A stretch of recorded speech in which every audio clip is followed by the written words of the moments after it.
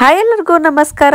ಇವತ್ತು ಮೊಳಕೆ ಕಟ್ಟಿರೋ ಮಡಕೆ ಕಾಳಿಂದು ಉದುರು ಪಲ್ಯ ಮಾಡೋದನ್ನು ತೋರಿಸ್ತಾ ಇದ್ದೀನಿ. ಉತ್ತರ ಕರ್ನಾಟಕದ ಕಡೆ ಸಖತ್ ಫೇಮಸ್ ಇದು ಮಡಕೆ ಕಾಳಿಂದು ಉದುರು ಪಲ್ಯ. ಅಂದರೆ ಅನ್ನದ ಜೊತೆಯಲ್ಲಿ ನೆಂಚ್ಕೊಳ್ಳೋಕ್ಕೆ ಅಥವಾ ರೊಟ್ಟಿ ಜೊತೆಲಿ ಚಪಾತಿ ಜೊತೆಲಿ ಒಳ್ಳೆ ಕಾಂಬಿನೇಷನು. ಅರ್ಜುನ್ ಅನ್ನೋರು ಕಾಮೆಂಟಲ್ಲಿ ರಿಕ್ವೆಸ್ಟ್ ಮಾಡ್ಕೊಂಡಿದ್ರು ಯಾವುದಾದ್ರೂ ಒಂದು ವೆಜ್ ರೆಸಿಪಿ ತೋರಿಸಿ ಅಂತ. ಸೊ ಈ ವಿಡಿಯೋ ನಿಮಗೋಸ್ಕರ ಅರ್ಜುನ್ ಅವರೇ. ಮೊದಲು 2 ಟೇಬಲ್ ಸ್ಪೂನು ಗುರೆಳ್ಳನ್ನು ಹಾಕ್ಕೊಂಡು ಈ ಥರ ಚಟಪಟ ಅನ್ನೋವರೆಗೂ ಹುರ್ಕೊಂಡು ಕುಟಾಣಿ ಹಾಕ್ಕೊಂಡು ಪುಡಿ ಮಾಡ್ಕೊತಾ ಇದ್ದೀನಿ. ನೆಕ್ಸ್ಟು ಅದೇ ಬಾಣಲಿಗೆ ಸ್ವಲ್ಪ ಎಣ್ಣೆ, ಅರ್ಧ ಸ್ಪೂನ್ ಜೀರಿಗೆ, ಜಜ್ಜಿರೋ ಅಂಥ ಬೆಳ್ಳುಳ್ಳಿ ಮತ್ತು ಹಸಿಮೆಣಸು ಹಾಕ್ಕೊಂಡು ಫ್ರೈ ಮಾಡ್ಕೊತಾ ಇದ್ದೀನಿ.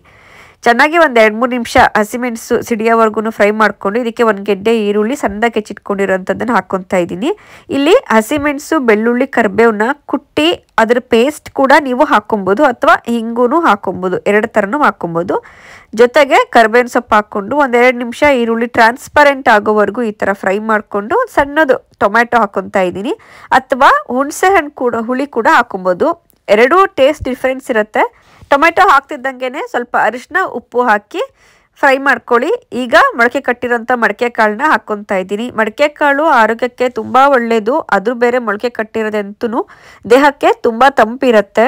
ಉತ್ತರ ಕರ್ನಾಟಕದ ಕಡೆ ಮೊಳಕೆ ಕಟ್ಟಿರೋ ಕಾಳನ್ನ ಯಾವಾಗಲೂ ಈ ಥರ ಉದುರು ಪಲ್ಯ ಮಾಡ್ಕೊಂಡು ತಿಂತಾ ಇರ್ತಾರೆ. ಆಲ್ಮೋಸ್ಟ್ ಅವ್ರಿಗೆ ಇದು ಬೇಕೇ ಬೇಕು ರೊಟ್ಟಿ ಜೊತೆಲಿ.